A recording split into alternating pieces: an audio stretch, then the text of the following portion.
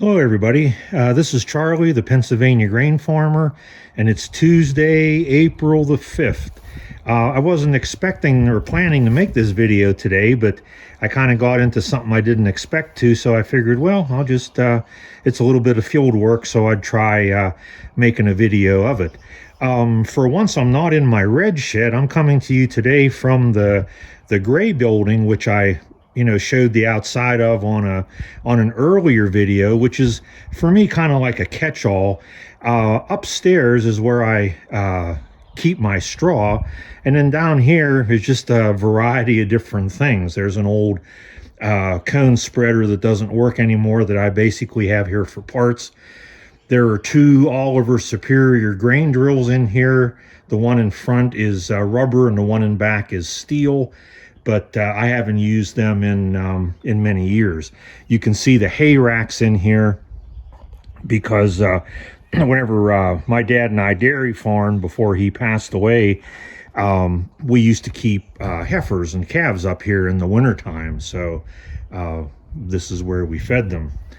I have basically a whole silo stacked over here because when we redid the barn in '91, I tore down two old wooden silos. One wasn't worth saving, but the other had really nice tongue and board grooves, so I knocked it over and pulled the boards out and stacked them up here. I also have a Farmall H here, which runs. I do need to start it because it's probably been about a year. I don't use it for very much, and as you know, I'm an Oliver guy, but this was just an H or an international Farmall H was just something that I always wanted. And then there's the straw chopper off of my John Deere 4400, which I don't use. There's contrary to what the sticker says on the side, I believe it says Alice Chalmer D15. That was actually a D14, and that tractor belongs to my sons. And then I have this little John Deere H, which used to be my uncle's, and he wanted to get rid of it to buy a little four-wheel drive tractor to plow his snow with, so I bought it from him. But I really don't have a use for it, and I'm not a John Deere guy, so this little H is something that I'd be willing to sell if anybody were interested. I have a mounted John Deere plow for it that's complete, and I also even have a homemade front snow blade for it too that I would throw in on the deal. It's not seized up or anything. It turns over easy. It has electric start and hydraulics, but it's not, the last time I tried to start it, it's not getting sparks, so I'm guessing it's something with the magneto. Okay, and then here you can see right in front of me, I have some of my bagged fertilizer, and that's really what the topic of today's video is today, is I decided to spread some fertilizer. I had taken my truck down 9:30 this morning to the local Chevy dealer because my engine was throwing a code that had to do with the low fuel pressure, and to make a long story short, they found that a groundhog had chewed on the wiring harness going back the frame towards the back of the truck and chewed off almost all the wires. So it's in there getting fixed right now. So when I got home, it was about 11 o'clock, and I was going to while they're working on it, I was going to go back to plowing, but the fields are so nice and dry now, I thought that I would go out and spread the fertilizer on my oats ground, because although we're supposed to have a couple days of light rain here coming up into next week, we're supposed to get several days of nice weather. So I figured that I would go ahead and spread this oats fertilizer, and then I'd go back and finish up the day by plowing. Now, I spread the fertilizer this way because I don't plant my oats with those two drills. Those drills are old. They're not in very great shape. I didn't want to buy a new grain drill, and I found over the last 20 years that I can get a really nice stand by actually planting it with this spinner spreader. I put the fertilizer on that way, I plow it, I put the fertilizer on, then I disc the field, and then I use this spinner spreader to spread the seed oats on, and also to spread on my clover and timothy mix. And then I run over at one time with the harrow, and the field is good. So that's what this cone spreader, I use it for, is for spreading fertilizer and spreading oats and hayseed. This tractor is not one that you've seen in any videos, because it really just arrived on the farm last week, and it doesn't belong to me. It belongs to a good friend of mine named Dan, who is a neighbor to my Oliver mechanic and farmer friend Joe, who lives up there on the mountain.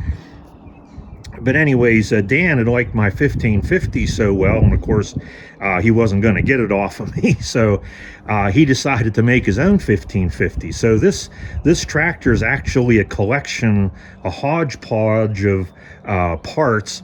The wheels and tires did not come with this tractor. Somebody found them at a salvage yard for him.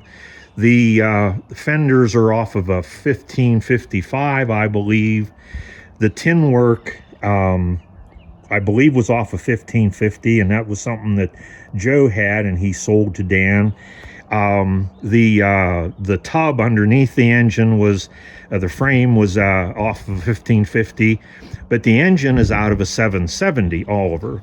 Now, the 1550 is what replaced the 770, and my friend Dan keeps telling me that this engine has as much horsepower, that it's the same engine as what they put in the 1550, except that the governor is different. And I believe that, because I've been running it today. I've already spread some fertilizer, and it just doesn't seem to have quite as much get up and go as my 1550 does, especially at high RPMs. It just doesn't seem to have the torque, but it does get the job done. And once he got this put together, he asked me if he could bring it out here, because he doesn't really farm. He helps my friend Joe some, but Dan just wanted to have a 1550, so he brought it down and dropped it off here last week, and his plan is just to leave it here. And he said, I want you to run it. He said, I don't want it up my place just sitting. There's nothing for it to do. He said, so I wanted to bring it down here, and he said, you use it like it's your tractor, you know. So as long as he wants to leave it here, I'll make use of it. So that's what we're running today. So what I'm going to do is I'm going to back this tractor up into the other side of the shed and load the fertilizer in. I'm not going to film that, because there really isn't much to see about me dumping 50-pound bags of fertilizer in that cone. That cone will hold about 900 pounds, or about 18 50-pound bags of fertilizer. So I'm going to fill that up, and then we'll head out to the field. So just hang on, and we'll be right back. So as you can see, I have the fertilizer filled up. I didn't fill it up completely full, because I don't need it completely full for this last field that I'm going to do. I'm going to have 3 different fields of oats this year, about 12 acres overall, and I've already done the first 2 fields. In fact, right now you can see the barn and the red shed in the background, but you're looking at one 3.5 acre field that I have finished. You can see my tracks there. This spreader mainly throws the fertilizer and seed off to the left, and it'll cover about between 25 and 30 feet. So I know about how far to stay away from the edge of the field. So, you know, it's not an exact science, so I just go around like that, and then I come back and then use my last set of tracks. There you can see the next set right in here, and there's a next set of tracks for the next time around. And I know how to set this cone spreader so that I get on the amount that I want, you know, and I know what speed to go, because I've been doing it this way for about 20 years. And some people might argue with me and tell me how much better it is to do it with a grain drill, and that might be true. I'm not going to argue with them, but I can tell you that this process works for me. I spin down the fertilizer, you know, I disc it, then I spin on the oat seed, I spin on the clover and timothy, and then I harrow it, make it nice and smooth, and I always end up with a nice stand of oats. So, and it takes me a lot less time than using the grain drill. So I'm going to get back down on the tractor seat here, and we're going to go up to this last field. I'll take you around. I'm not going to talk while we're going around the field, because to me that's annoying as hell whenever there's a loud tractor and somebody's trying to talk and you can't hear them. So while we're going around the field, I'll keep quiet and just let you watch.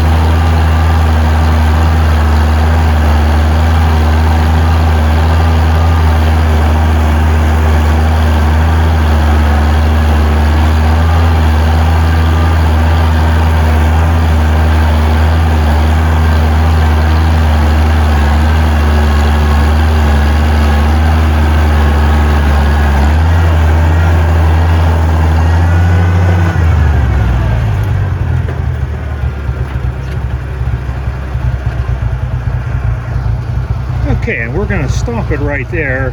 That's once around the field. There really isn't a lot to see. I know as I was watching through my phone here while I was filming, when you look back at the cone spreader, it almost looks like the spinner table itself is not moving, but that's just because of the speed of the camera. It's actually, I have the tractor pretty much wide open, so it's going around pretty fast. So that's what I wanted you to see. The rest of it's going to be the same, and I don't want to bore you with that. So I just wanted to show what this process is like for me, and for those people that you know, aren't so familiar with farming, or you know, maybe you're just getting into it. I wanted to show them a different way that it can be done. So at this point, this is Charlie, the Pennsylvania grain farmer, saying see you next time.